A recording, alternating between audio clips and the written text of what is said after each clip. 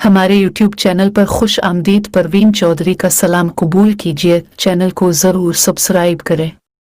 वो दुल्हन के रूप में न जाने कब से खौफजदा बैठी हुई थी। कुछ देर कबल ही इसका निकाह एक ऐसे शख्स से हुआ था जिसे वो जानती भी नहीं थी और उसने कभी इसको देखा भी नहीं था। देखना तो दूर की बात, उसे तो इसका नाम भी निकाह के वक्त मालूम हुआ जब काजी ने इससे इसकी राय पूछी थी। वो इस घर में आ तो गई थी, लेकिन अब इसके साथ आगे क्या सलूक होने वाला था ये खुदा ही जानता था। वो तो बस इतना जानती थी कि कुछ अच्छा नहीं होने वाला। वो अपने सौतेले भाई के खून बहा में आज एक अनजान शख्स के निकाह में आई थी। सौतेली माँ ने उसे अपने बेटे की जान बचाने के लिए रिवायतों की भीड़ चढ़ा दिया था। माँ तो सौतेली थी, लेकिन बाप तो सगा था। दुख तो उसे अपने सगे बाप से पहुंचा था। हालांकि के बाप ने दूसरी शादी के बाद इसके सर पर कभी शफकत का हाथ नहीं रखा था, लेकिन फिर भी इसे अपने वालिद से इस जुल्म की तवक्को न थी। वो पढ़ी लिखी लड़की थी, इसने BA किया था, लेकिन यह तालीम भी उसे न बचा सकी। वो अपनी सोचों में मुस्तगरक के एकदम धड़ाम से दरवाज़ा खुला। शामीर अंदर दाखिल हुआ। शामीर ने अपने गिले में पहना हुआ फूलों का हार बेदर्दी से नोच फेंका तो वो देखकर मजीद खौफजदा हो गई। शामीर चलता हुआ इसके करीब आया और उसे बाजू से पकड़कर उठाया। किसने तुम्हें मेरे कमरे में बिठा दिया? निकलो यहाँ से, मैं तुम्हें अपनी नजरों के सामने बर्दाश्त नहीं कर सकता। तो मेरे भाई के कातिल की बहन हो। शामीर गुस्से से धाड़ा और इसे बाजू से खींचकर दरवाजे तक लाया। वो बेचारी अपनी बेबसी पर मातम कराही थी। इसने दुख और कर्ब के साथ एक नजर अपने शौहर पर डाली। शामी ने इसे बाहर बरामदे में पटख दिया। नीचे मिट्टी थी, वो मिट्टी में गिर गई।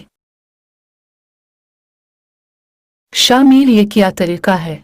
इसकी माँ साजिदा ने कहा, जो कि बाहर औरतों के साथ बैठी हुई थी। अम्मा, आपने इसे मेरे कमरे में क्यों बिठा दिया? मैं उसकी शक्ल तक देखना नहीं चाहता। शामीर ने गुस्से से अपनी माँ से कहा।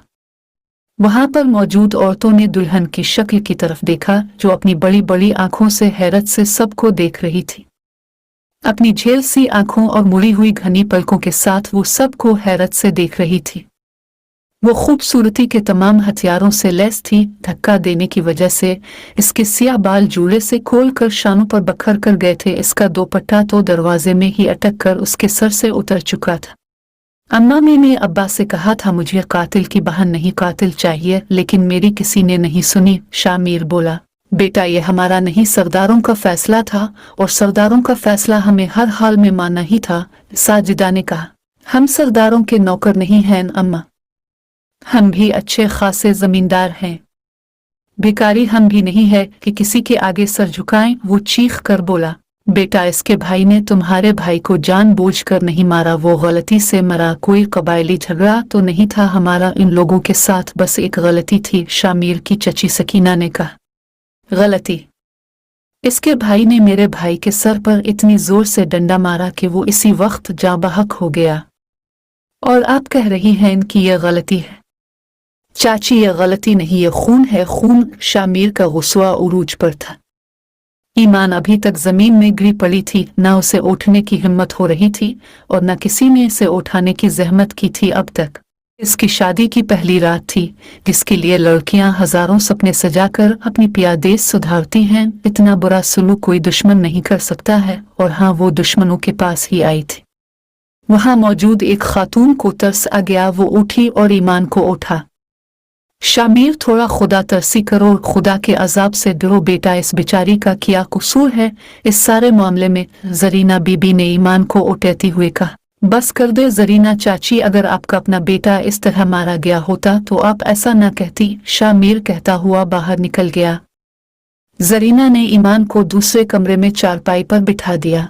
देखो बेटा, अभी इस वक्त शामीर बहुत गुस्से में है, लेकिन वक्त के साथ साथ इसका गुस्सा कम हो जाएगा। वो तुम्हारा शौहर है, तुमसे ज्यादा देर दूर नहीं रह सकता, और तुम हो ही इतनी ज्यादा खूबसूरत कि वो किसी ना किसी दिन तुम्हारी मोहब्बत में जरूर गिरफ्तार हो जाएगा। बस तुम्हें हिम्मत नहीं हारनी है, जरीना ने प्यार से समझाया।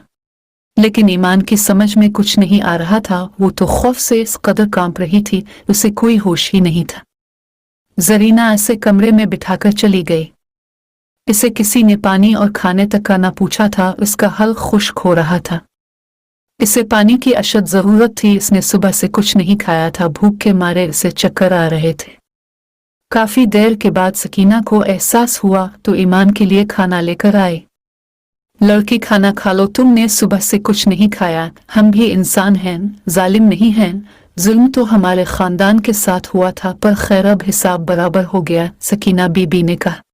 सकीना बीबी के जाने के बाद इसने नवाला मुंह में लिया तो जिंदगी का एहसास हुआ। भूख बहुत बुरी चीज है। खाना खाने के बाद इसमें कुछ तवानाई आई, पानी भी सामने पड़ा था, इसने पी लिया। अब वो सोच रही थी कि क्या उसे आज रात इस कमरे में अकेले सोना पड़ेगा, जिसमें सिर्फ एक चारपाई रखी हुई थी और एक लिहाफ था। शामिर के कमरे में सोने से ज्यादा इसे यहाँ सोना बेहतर लग रहा था। इसके दिल में शामिर का खौफ आज से ही बैठ गया था। इस तरह का सलूक तो कोई किसी जानवर के साथ भी नहीं करता है जैसा इसके शौहर ने उसके साथ किया। शामिर की जगह अगर कोई और होता तो आज ईमान की हमराही पाकर हवाओं में उड़ रहा होता, क्योंकि वो थी इतनी प्यारी, पढ़ी लिखी, सुलझी हुई। वो सोचती सोचती सो गई। सुबह सवेरे साजिदा ने आकर उसे उठाया। उठो बीबी, काम पर लग जाओ, मैं अकेली बूढ़ी औरत हूँ, इस दिन के इंतजार में थी कि बहू आएगी तो सारा घर संभाल लेगी। बहू भी आई तो ऐसे शख्स की बहन जिसने मेरी कोख उजाड़ दी। उठो, अब काम पर लग जाओ, कोई मनचाही दुल्हन नहीं हो तुम जो इस तरह पड़ी हुई हूँ। साजिदा कह के बाहर निकल गई। वो अपना भारी भरकम फ्राक संभालते हुए उठी जो उसकी शादी का जोड़ा था। रात इसे लिबास तब्दील करने का मौका नहीं मिला था। इसके कपड़ों का छोटा सा बैग शामिर के कमरे में था। अब उसे हर हाल में ये लिबास तब्दील करना था, क्योंकि इस भारी भरकम जोड़े के साथ वो काम नहीं कर सकती थी, और उस काम के लिए उसे शामिर के कमरे में जाना था। वो यकीनन इस वक्त सो रहा होगा। ईमान बेहद खौफजदा थी। वो उठी और आराम से इसके कमरे का दरवाजा खोला। कमरे में अंधेरा था। थोड़ी देर बाद खिड़की से आने वाली हल्की सी रोशनी में बैग नजर आ गया। शामिर बेड पर सो रहा था। वो आराम से चलती हुई बैग तक आई। इसकी पूरी कोशिश यही थी कि शामिर की नींद खराब ना हो। अगर वो जाग गया तो ईमान की शामत आ जानी थी। उसने आराम से बैग उठाया और कमरे से बाहर आ गई। दिल में शुक्र अदा किया कि शामिर की नींद खराब नहीं हुई थी। वो बैग उठाकर वापस इसी कमरे में चली आई जहां उसने रात बताई थी। उसने एक जोड़ा निकाला और पहन लिया। फिर बाहर आई जहां घर के बाकी अफराद चाय पीने में मशगूल थे। वो इनमें से किसी को भी नहीं जानती थी। साजिदा इसकी सास है, वो इतना जान गई थी। बाकी दो लड़कियां बैठी हुई थी और एक लड़का, और सकीना जो कि इसके शौहर की चची थी। झाड़ू उठाओ और सफाई शुरू करो। वहां पर मौजूद एक लड़की ने इसे ऑर्डर दिया। वो लड़की सफिया थी, इसकी छोटी नंद जिसकी उम्र 16 साल थी। मैं सफाई देती हूँ, चाय पीने के बाद अगर चाय ना पी तो मेरे सर में दर्द हो जाएगा और फिर मुझसे कोई काम नहीं होगा, ईमान ने डरते हुए कहा। पीछे से शामिर भी आ गया। इसने सुन लिया। कोई जरूरत नहीं है, चाय पीने की, सफाई करो, इसकी दूसरी नंद आफिया बोली। शामिर आराम से चलता हुआ बाहर चारपाई पर आकर बैठ गया। उसने एक नजर ईमान पर डाली। वो अब गुलाबी कॉटन का सूट पहन हुए थी। चेहरे पर मेकअप के मिटे मिटे असरात थे। सियाह लंबे बाल एक शाने को झोल रहे थे। शामिर एक पल को खोसा गया। इसकी सबसे खास बात इसकी घनी पलकें थी जो ऊपर को मुड़ी हुई थी। इसकी झील सी आंखें और घनी पलकें इसके चेहरे का सबसे नोट किया जाने वाला हिस्सा थी। दे दो चाय उसे, शामिर ने कहा तो ईमान हैरान हुई।